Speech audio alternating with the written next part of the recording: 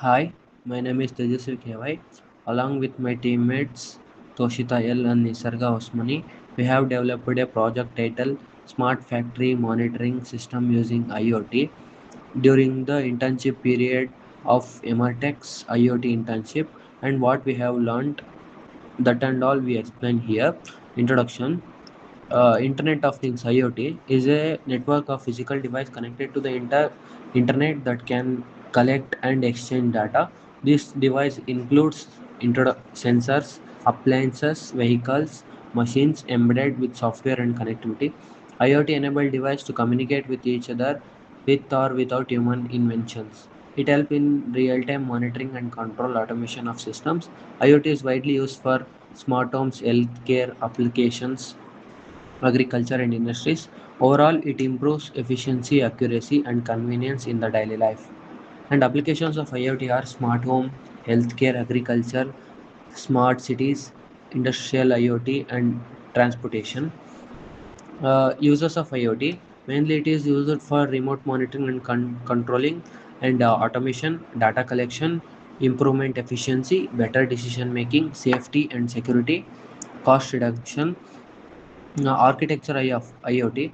The layer 1 consists of DST2 sensor and LM35 humidity sensors and PIR LDR sensors and Arduino Uno and relays and LEDs in the physical world. In the layer 2, the network and connectivity mainly MQTT sensor which is used for the connection between the layer 1 and layer 2 and to the layer 3 also. It is mainly having Ethernet shield with his WFI 5500 for connectivity, and in layer 3 it is mainly a cloud which is ThingsBoard and MQTT broker and rule engine. In the layer 4 web dashboard where we can see live charts, gauzes and alarms. The application layer provides dashboards, alerts, and mobile access user. Overall, the data flows from sensors to user and control commands can be sent to the devices. And majorly, we have used Arduino Uno in the PICSimLab. Open source microcontroller board used for ATmeg 328P, widely used for prototyping and embedded system projects. Easily programmed using the IDE Playground or IDE tool provides digital and analog input-output pins for interfacing components, operates on 5-volt power supply, USBs or external adapters, beginner friendly with simple hardware and coding, used in applications like robotics, I- IoT and automation. And overview of the project. The smart factory monitoring system. In a smart factory lighting system uses connected sensors, devices and platform like Arduino IDE to monitor and control optimization of industrial operation in real time. Communication is enabled using protocols such as MQTT, and environmental monitoring means sensors continuously track the temperature, humidity and air quality across the factory zones. This ensures proper working condition and protect equipments and maintain product quality. And productive maintenance sensors detects early signs of machine fault. This helps in preventing breakdown of the machines in real time and also save maintenance cost. Safety and emergency response. IoT system triggers automatic alert and shutdowns during emergencies, whether gas leakage or overheating. This improves worker safety and prevent major accidents. Productivity visibility. By using the real-time dashboards, shows the overall equipment effectiveness, machine performance, and bottlenecks. Manager can make faster and better decisions quickly. Remote control. Engineers can control machines remotely using relays, conveyors, through web or mobile dashboards. This increases flexibility and reduces manual effort. Trend analysis means during the AI world, it can store historical data and analyzes it and identify pattern and energy usage and inefficiency. This helps in cost reduction, optimization, and meeting of the diseffectiveness of faults. Thank you. I'm Nisarga Osmani and I will be presenting system architecture of our project explaining how the components are structured and connected. This slide shows that three-tier IoT system architecture used in our project. At the bottom, we have the sensor layer, which includes sensors like DHT22, LM35, PIR, and LDR. These sensors collect real-time data such as temperature, humidity, motion, and light intensity. Above that is the edge layer where data is processed locally. Here we have node 1 for production line and node 2 for warehouse monitoring. These nodes gather sensor data and send it to the cloud. Next, it is the application layer, which includes ThingsBoard, rule engine, alarm manager, and time series database. This layer processes the data and applies rules, stores information, and generates alerts when needed. Finally, the presentation layer is where users interact with the system. It includes the web dashboard, REST API, and mobile app, allowing users to monitor and control the system remotely. And next slide, that is the block diagram. So that this diagram represents an IoT based monitoring system where multiple sensor nodes collect environmental data and send it to a cloud platform using MQTT protocol. The data is then visualized on a dashboard. So node 1 consists of Arduino Uno connected with sensors like DHT22 for temperature and humidity, LM35 for temperature and potentiometer to detect vibration. It has an IP address and continuously collects the environmental data. Node 2 also uses Arduino Uno with sensors such as DHT22 PIR sensor for motion detection and LDR for light intensity. It has IP address, and this node monitors motion and lightning conditions.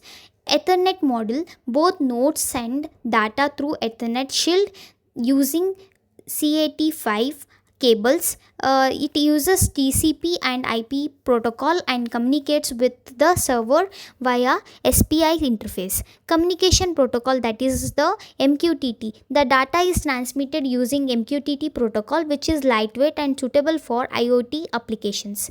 ThingsBoard server, the data is received by ThingsBoard, which acts as an MQTT broker and processing unit. It includes a rule engine and database for storage and alarm manager for alerts. Dashboard, finally the processed data is displayed on a web dashboard where users can see live charts, receive notifications, and control devices using the RPC. Next slide is the node 1. It consists of DHT22. This sensor is digital sensor that measures and outputs accurate temperature and humidity data. LM35 is a precision sensor that measures temperature and gives output has a voltage proportional to the temperature. Potentiometer, the potentiometer is variable register used to adjust voltage and control current in a circuit. Relay, the relay is an electrically operated switch that uses a small current to control a large current circuit. And green, yellow, red LED, the LED is a semiconductor device that emits light when electric current flows through it. Push button is a simple switch that completes a circuit only when it is pressed. And node 2, it consists of DHT22, which is also known as a digital sensor that measures the temperature and humidity accurately and gives the output. And LDR is a sensor whose resistance changes based on the intensity of light falling on it. PIRHC SR501 is a sensor that detects human motion by sensing infrared radiation from moving objects. And project requirements are functional requirements, non-functional requirements, and simulatory requirements. So the first functional requirements are real-time sensor that it collects the data for every 5 seconds. Automated threshold based alerting, remote relay control via ThingsBoard dashboard. And historical trend analysis and data reporting, multi-node coordination for emergency scenarios, and MQTT telemetry publishing with JSON payload format. And non-functional requirements are end-to-end latency less than 5 seconds and system uptime more than 99%, scalable to 100 plus nodes, and MQTT message size is less than or equal to 256 bytes. Dashboard load time is less than 3 seconds. Then simulatory requirements: PICSimLab for Arduino Uno simulation, virtual sensors like DHT22, LM35, PIR, LDR, simulated Ethernet connectivity, and no physical hardware required, supports full firmware testing and MQTT. Myself Toshita. In this presentation, I am going to explain you about the project requirements and the implementation of our project, that is Smart Factory Monitoring System. First, going towards the introduction, let me introduce ThingsBoard. It is an open source IoT platform used to manage devices, collect data and visualize it in a real time. In our system, sensors are connected to the Arduino which collects the data and data is sent using a MQTT. ThingsBoard processes and displays it on a dashboard. The architecture flow of the ThingsBoard is as follows. The sensors are connected to the MQTT broker. The MQTT broker is followed by the ThingsBoard server, and then with a database, then with a dashboard where the entire data is displayed in a dashboard. This helps the industries monitor machines efficiently. Next, let us see how ThingsBoard work. ThingsBoard mainly works in three parts: device management, real-time data visualization, rule engine and alerts.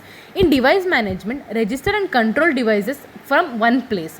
In real-time data visualization, it shows the live graphs of temperature and humidity. In rule engine and alerts, automatically triggers alerts when limits are exceeded. For example, if we consider temperature, if the temperature is high, alert is generated instantly. Going forward, the MQTT and JSON. Let's understand the communication. MQTT. The MQTT stands for Message Queuing Telemetry Transport, which works on publish and subscribe model. These are the two models. Devices send data to a broker, platform subscribes and receives it. And a JSON. JSON is a JavaScript object notation which is very lightweight data format, which is very efficient and simple, and though this is used in the ThingsBoard. Uses a key value pairs, easy to read and transmit. For example, if temperature is 28, humidity 60. And going forward, MQTT publishing JSON payload format. Let us see how this format works. MQTT telemetry with JSON payload means sending machine sensor data to server in a structured format. Sensors like temperature, vibration, etc. collect the real-time data from the machines as it is connected to Arduino. The devices publish this data to an MQTT broker using a topic, for example, factory, machine 1 or data. Then the data is sent as a JSON payload like temperature 30, vibration 0.2, 0.02, status that is on. IoT platforms like ThingsBoard subscribe to these topics and receive the data. The platform processes it and shows dashboards and triggers alerts if values exceeds the limits. Then these are all displayed on the dashboard. Then going format for the simulation requirements. For the simulation we are using PICSimLab, which is not a hardware, but we can connect the hardware protocols like hardware components in the software, in a firmware. In PICSimLab is a simulation tool used to design and test microcontroller based circuits virtually, but we can't do it practically like a hands-on session and all.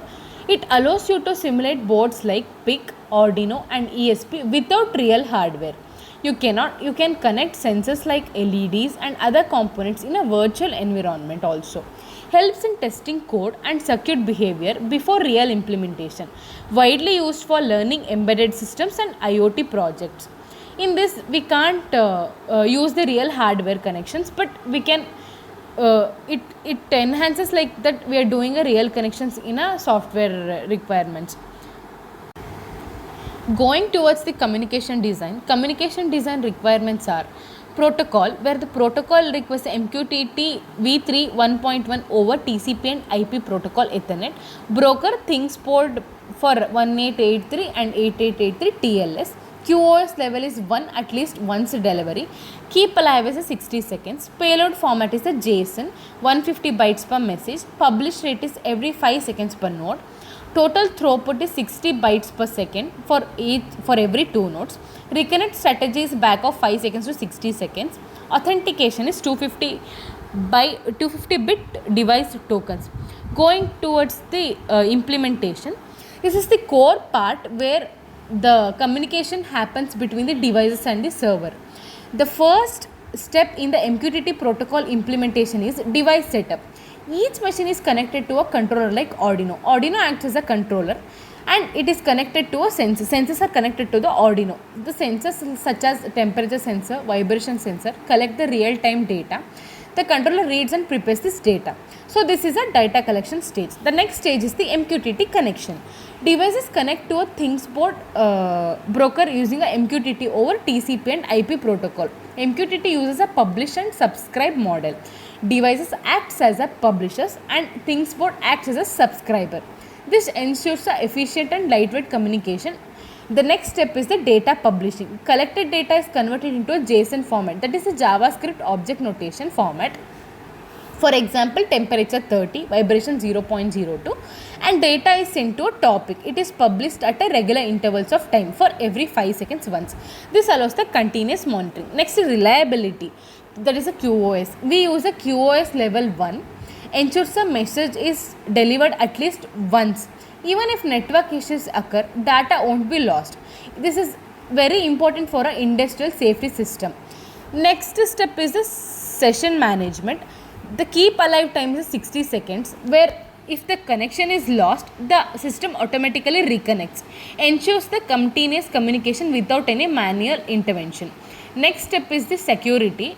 Each device has a unique access token used for the authentication, which prevents the unauthorized access where the theft protection will be given. The next step is the processing and alerts. Once the data reaches the ThingsBoard, it is processed and the dashboard is updated. The data displayed on the dashboard will be updated once it will be sent to ThingsBoard.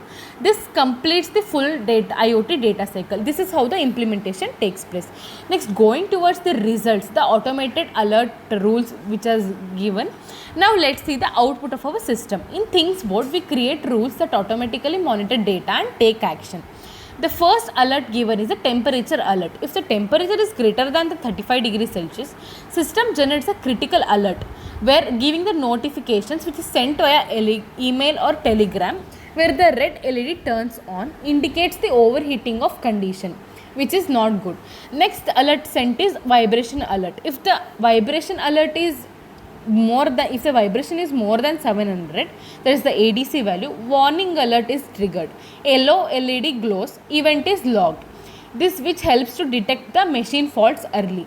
The next alert detected is the humidity alert. If the humidity is exceeded above 80%, warning notification is sent, which is used for the environmental setup monitoring. The next part is the rule engine working, where the system continuously checks incoming data, automatically triggers the action. No human intervention required. This is a fully automated system where it avoids the manual intervention. Going towards the next slide, that is the future scope and enhancements. Now I will explain how the system can be improved in the future. First improvement can be AI based predictive maintenance. Use machine learning to predict failures and detect the problems before they occur. Before they occur, we can predict the failures and reduce the downtime and maintenance cost also. The next improvement is edge computing. Use devices like ESP32 to process the data locally, reduces the delay or latency. Faster responses compared to cloud only systems. The next improvement is advanced analytics dashboard. Add trend analysis and performance graph, provide a better insights and keen visits. Helps in decision making. The next one of the major improvement can be done is the mobile app integration, where it makes the human work very easy. Monitoring and control system uses using smartphones. Easy remote access from anywhere. Next is scalability factor. Expand systems to multiple factories, centralized cloud monitoring. This is very suitable for the large scale integration industries. And At last, finally, I would like to conclude that we implemented a smart factory monitoring system using a MQTT and ThingsBoard. It enables a real-time data monitoring, automation and alerts. The system is very reliable, scalable and efficient. Future improvements can make it even smarter using AI and edge computing. Thank you.